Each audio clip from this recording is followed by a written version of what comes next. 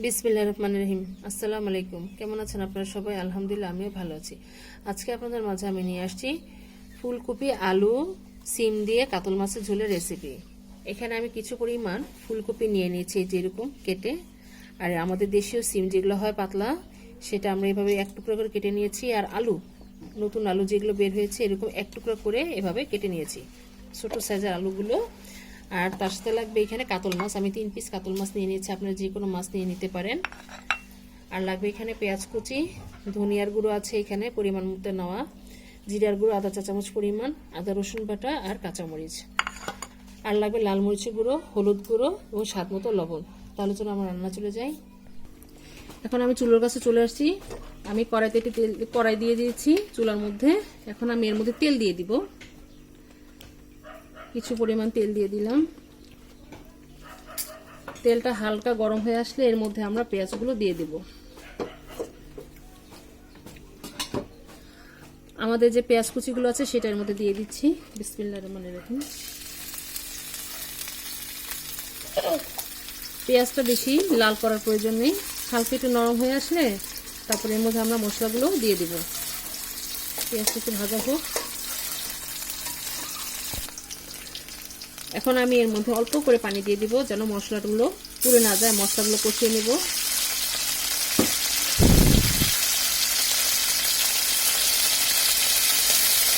এখানে আমি আধা চামচ পরিমাণ হলুদের গুঁড়োটা দিয়ে দিচ্ছি। 1 চামচ ভরে লাল মরিচের গুঁড়োটা দিয়ে দিচ্ছি, যেহেতু আমার এখানে তরকারির পরিমাণটা অনেক বেশি। 1 চামচ ভরে আমি লবণটা দিয়ে দিচ্ছি। দিয়ে দিব ধনিয়ার গুঁড়ো, আদা রসুন বাটা আর জিরার গুঁড়ো, সব একত্রে এগুলো দিয়ে দিচ্ছি। কাঁচামরিচগুলো আমরা পরে দেব। এটাকে একটু ভালোভাবে কষিয়ে নিতে হবে। ভালোভাবে কষিয়ে নিই।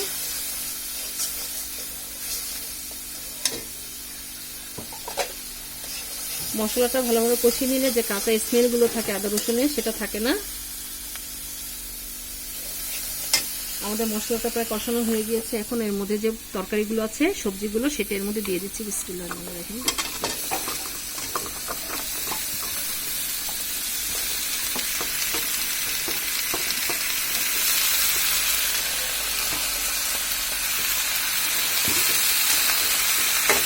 এটাকে আমরা ভালোভাবে কষিয়ে নেব।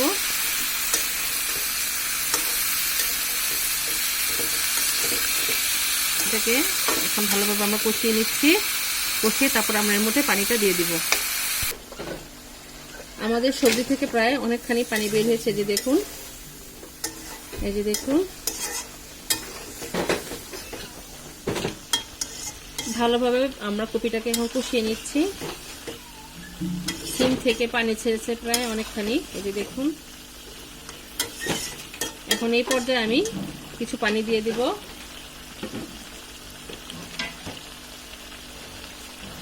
আমাদের কপিটা প্রায় কষানো হয়ে গিয়েছে।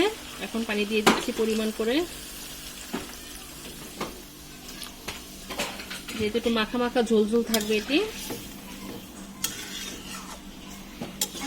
এর চেয়ে বেশি পানি আর দেব না, আমি এই পরিমাণ রাখবো পানি। এখন আমরা এটাকে ঢেকে দেব। ঢেকে আমরা বলক আসা পর্যন্ত অপেক্ষা করি। এখন আমি চুলার কাছে চলে আসছি। এই যে দেখুন, তরকারিটি বলক চলে আসছে। এখন একটু হালকা করে নেড়ে দেব। এখন আমরা আবার এটাকে ঢেকে দিচ্ছি যেন আলুগুলো সেদ্ধ হয়ে যায়। আমি চুলার আঁচটা মিডিয়াম করে দিচ্ছি। তাহলে আমরা তরকারিটা হওয়া পর্যন্ত আমরা অপেক্ষা করি। এখন আমি চুলার কাছে চলে আসছি। এখন এটাকে আবার আড়া দিয়ে দিব। আমি অফ ক্যামেরায় তরকারিটাকে 2বার করে নেড়ে দিয়েছিলাম, এই যে দেখুন। এখন এই পর্যায়ে আমি যে কাঁচামরিচগুলো আছে সেটা দিয়ে দেবো এর মধ্যে। দিয়ে দিলাম। আমি কিছু পরিমাণ ধনিয়া পাতা নিচ্ছি এখানে।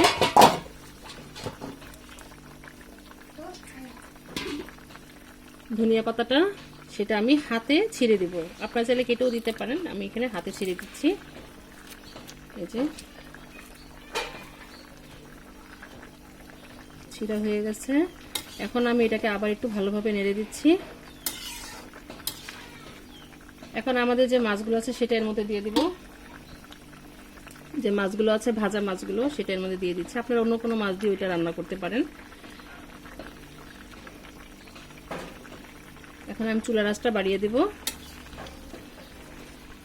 আমাদের আলুটা প্রায় গলে গিয়েছে, যে দেখুন, এই যে দেখুন ভেঙে যাচ্ছে। আমি ঠিক এই পর্যায়ে নামাবো। নামানোর পর আরো একটু টেনে যাবে। আমাদের রান্নাটা কমপ্লিট।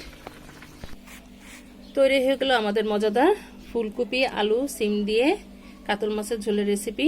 মাশাআল্লাহ, আলহামদুলিল্লাহ, দেখুন দেখতে কত ভালো লাগছে। এটা খেতেও অসাধারণ মজা।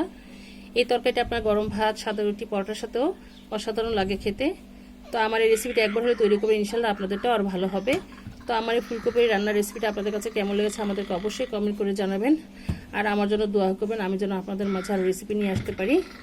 আমার রেসিপিটি যদি আপনাদের কাছে ভালো লেগে থাকে তাহলে অবশ্যই আমাদেরকে একটি লাইক এবং সাবস্ক্রাইব করে দিবেন, আর শেয়ার করতে অবশ্যই ভুলবেন না। তো আমার জন্য দোয়া করবেন।